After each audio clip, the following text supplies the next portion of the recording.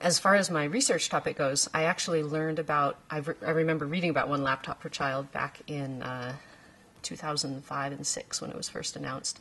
And in fact, I had a friend who almost joined the program. I think he had some trouble working out visa issues in the end. But in talking with him about it, I became very fascinated with just the ideas around, what childhood was, what computers meant, what education is now and should be, and thought, this is something I really want to follow up on. I was actually originally going to go to Nicaragua, and they put off the initial implementation of their program. And so I think 2 months, maybe 3 months before I went, I was introduced to some of the folks in Paraguay, and we had various Skype conversations about how they were really interested in having a really good research program that took a good, honest look at what was actually happening. So I went in expecting to be basically an anthropologist. I didn't know what sort of access to other information I would have. Week to week, I generally tried to spend a few days per week in the classrooms. So I'd take the bus to Caucupe early in the morning, have most of the morning session in the classrooms, have lunch with the teachers or the trainers there, and then have the afternoon session in the classrooms. And then in the evening, I would do various interviews with teachers, with students. So that was really the bulk of my data, these observations and interviews. It turns out Paraguay Educa was very interested in doing a more formal assessment, and this isn't something I've had a lot of training in, but I read up very quickly on how to do this, and so we put together two tests, actually, one for 3rd grade, one for 6th grade, testing very basic literacy, kind of mathematical reasoning. We tried to make it as curriculum agnostic as possible, so it didn't depend on them knowing any particular, what a noun was or anything like that. But so we gave this to the 3rd and 6th graders, and this is more of a baseline test. I'll go back in 2013 and give it to them again. Paraguay Educa also collected lots of breakage data, usage data, attendance data. So I ended up with a lot more quantitative data than I thought I would, actually. So I'm still working on analyzing it all. But the teachers had a bit of training, but they didn't have much follow-up after that. So many of them said, okay, I don't know how to use this in the classroom. I'm not going to use it. And the kids were like, well, I've got a computer and internet. I'm going to get online. And so the teachers and parents saw the kids goofing off, basically, spending a lot of time just watching videos or listening to music on their computers, and wrote it off as a toy. And as a result, that first year, a lot of kids would be very rough with their laptops, and they didn't have anything to check them. They didn't have any different message reinforcing that they should maybe be careful with this because it's an expensive piece of equipment. And as a result, there were a number of breakages that first year, I think, around because there was sort of a lack of social infrastructure. After this first year, Paraguay Educa, in fact, even pretty early on this first year, Paraguay Educa, I think, noticed that the laptops just weren't being used in the classrooms as much as they wanted, despite doing this early teacher training. And so they hired full-time trainers to be in the schools every day. And in fact, in larger schools, there were 2 trainers. And the trainers were just on call to be support staff, basically. So they could help the teachers design curriculum. They could help the teachers troubleshoot in the classroom, which was incredibly important. They could, scaffold, bring in various types of curriculum activities to do. They could help teachers learn the more difficult programs, particularly Scratch, Turtle Art, and eToys were all very conceptually challenging for both teachers and students. And this made a huge difference in the second year. So I came about halfway through the second year. The school year runs late February to early November. And so when I arrived in June, a lot of the teachers were talking about how much these trainers had helped. So there were definitely kids who were more adept, who were really passionate about a particular program.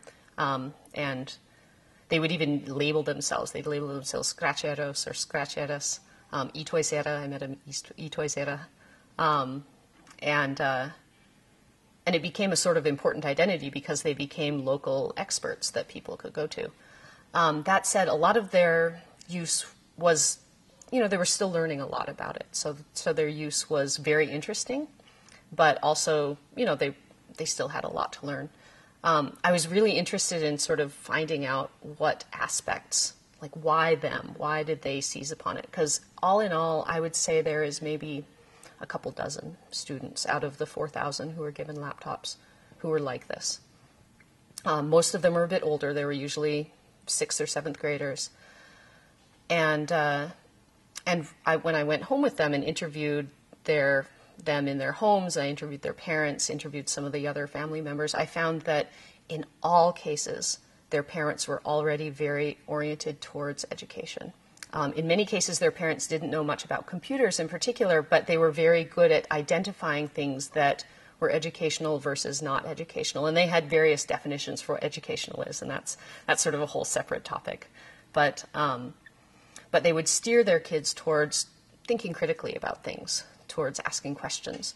And in an environment like this, putting down a computer is amazing. It can really scaffold learning in a way that the parents may have wanted to support and just maybe didn't have the time or didn't have the expertise. I think that putting a computer down in an environment that's not like this necessarily is a little more unpredictable because, of the 4,000, this was about 20, 30 students. For the rest, if you don't have something helping guide you through how to do really interesting things with this new machine, I think it's very hard to discover on one's own. And I think this is one thing that a lot of NGOs, and in fact a lot of discourse around education in general,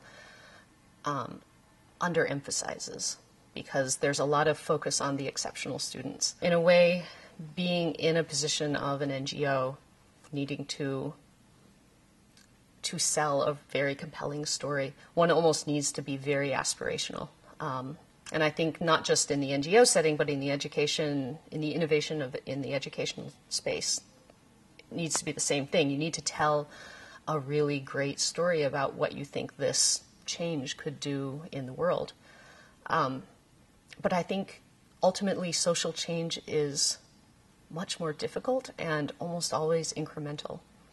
And so even if you paint a beautiful story about how, a wonderful disruptive transformational effect, what you ultimately get is, an incremental, hopefully improvement.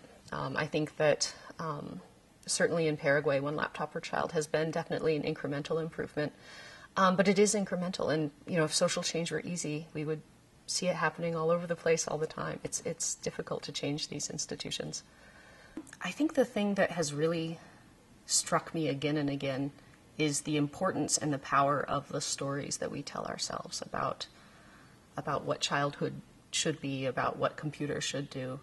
And this isn't just in the communities building these laptops. This is in the communities, this is in the NGO deploying the laptop. This is in the teachers who are trying to teach with this laptop day to day. This is in the kids using the laptop day to day. And each of them have a different story about what they think the laptop should do. And these different stories, we think about telling stories, and they seem very nice, but we don't often think about the material effects they have on us and how they shape our actions. And so I think that's, as I come away from working in Paraguay and as I'm analyzing all of my data, I'm sort of struck by other instances of how important these stories are in our everyday lives.